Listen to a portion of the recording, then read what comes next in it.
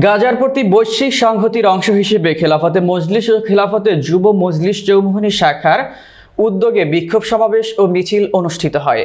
খেলাফতে মজলিস শহর শাখার সভাপতি মাওলানা ফয়জুল্লাহ মোহাম্মদ ফায়াজের সভাপতিত্বে ও খেলাফত যুব মজলিস নোয়াখালী জেলা শাখার সভাপতি হাবিবুর রহমানের পরিচালনায় প্রধান অতিথি হিসেবে বক্তব্য রাখেন খেলাফতে মজলিস নোয়াখালী শাখার সাধারণ সম্পাদক মাওলানা মোর্শেদ আলম মাসুদ।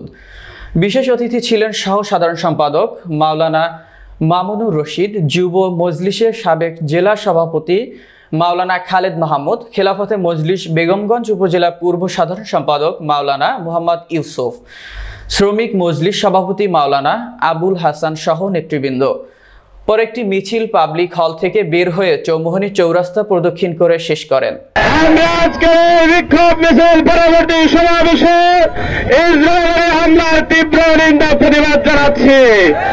সাথে সাথে আমরা বলতে চাই, ইসরায়েল আমেরিকার যৌথ প্রযোজনায় মুসলমানদের উপর যে হত্যাযজ্ঞ চলছে তা যদি বন্ধ না হয়, আগামী দিনে বিশ্বের মানচিত্র থেকে ইসরায়েল আমেরিকার নাম মুছে দেওয়া হবে ইনশাআল্লাহ।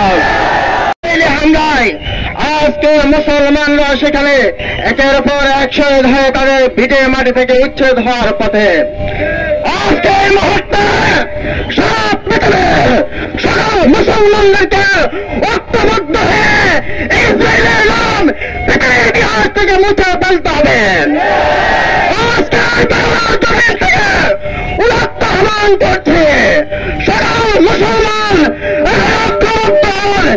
ইসরায়েলের সকল প্রকার পণ্য বর্জন করুন।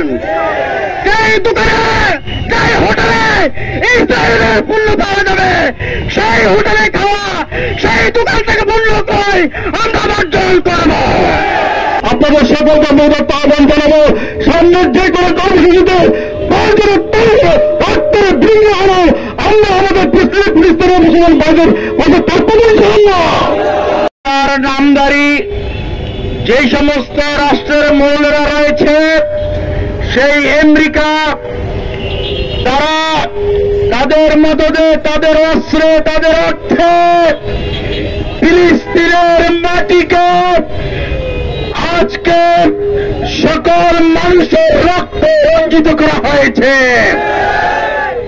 আমরা লক্ষ্য করেছি, মুসলমানদেরকে যদি আক্রমণ করা হয়, মুসলমানদেরকে যদি বোমা মারিয়ে দেওয়া হয়, তখন মানবতা নষ্ট হয় না। এই ধরনের ষড়যন্ত্র, ইহুদিদের সকল ষড়যন্ত্র নস্যাৎ করার জন্য একমাত্র জিহাদের বিকল্প নয়। এখন আমাদেরকে সিদ্ধান্ত নিতে হবে, পুরো বিশ্বের মুসলমানরা যেভাবে গর্জে উঠেছে সেভাবে আমাদের সকলকে ঐক্যবদ্ধ হয়ে আমাদের আকাশ সীমানা ফিলিস্তিনে হামলা করার জন্য আমরা আর দিতে পারি না।